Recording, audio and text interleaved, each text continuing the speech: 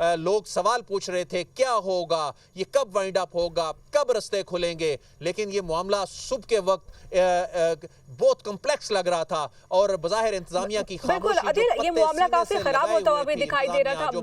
बिल्कुल अदिल, ये बताइएगा कि जिस तरह से बुशरा बीबी और अली अमीन गंडापुर तो फरार होने में कामयाब हो गए हैं, यकीनन वही लीड कर रहे थे, और हमने देखा कि जिस तरह से दूसरी जो लीडरशिप है वो भी दिखाई नहीं दी, जैसे अली मोहम्मद भी हो गए और सलमान अकरम राजा भी हो गए और भी दीगर हैं पीटीआई में, लेकिन वो दिखाई नहीं दिए, बैक फुट पे वो रहे हैं। और गालिबन ये भी आज खबर सामने आ रही थी कि उन्होंने कॉल दी है कि मजीद मुल्क भर से जो है काफिले वो पहुंचे। तो क्या देख रहे हैं, ये सूरत हाल जारी रहेगी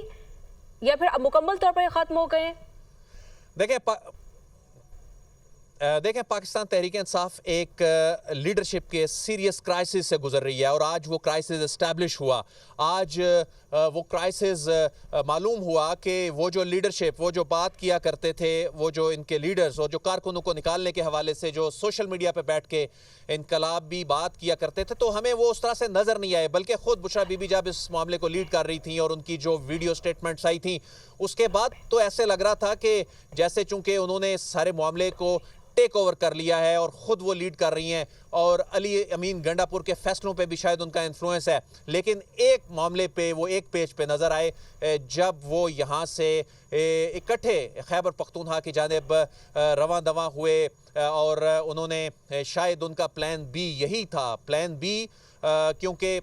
ये भी सोचा जा रहा था कि अगर हुकूमत का प्लान ए बी ये है तो इनका प्लान ए और बी क्या होगा अगर कोई कन्फ्रंट करती है कानून नाफिज करने वाले इदारे जो हैं, तो ऐसे सूरत में क्या होगा। तो ये प्लान बी था बुनियादी तौर पे, जिसमें ये इस वक्त इस्लामाबाद में तमाम कंट्रोल संभाल लिया गया है। इस वक्त इस्लामाबाद एक पीसफुल इस्लामाबाद का मंजर जो है वो पेश कर रहा है। इस वक्त का इस्लामाबाद जो गुज़िश्ता 2-3 घंटे के दौरान जिसकी लाइट्स बंद कर दी गई, जो स्ट्रीट लाइट्स बंद कर दी गई, इलाके के लोगों को कहा गया मुख्तलिफ F6, F7, F8, G6, G7 और G8, यहाँ के इलाके के लोगों को कहा गया कि आप लोग घरों से गैर ज़रूरी तौर पर बाहर ना निकलें। आंसू गैस की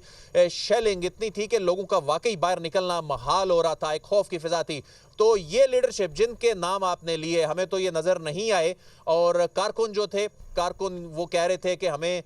जो ये पैगाम दिया गया है पार्टी की जानिब से कि यहाँ से नहीं जाना, बल्कि इनकी जो कोर कमेटीज़ के इजलास हुए उसमें भी उन्होंने यही कहा कि कल मज़ीद काफ़िले पहुँचें। तो आज की जो स्ट्रेटजी थी इंतज़ामिया की, उसमें जब उन्हें इस बात का यकीन हो गया कि मज़ीद बैकअप में इनके पास जो लोग थे जो आने थे आ गए, बल्कि एक और बड़ी दिलचस्प सूरत हाल है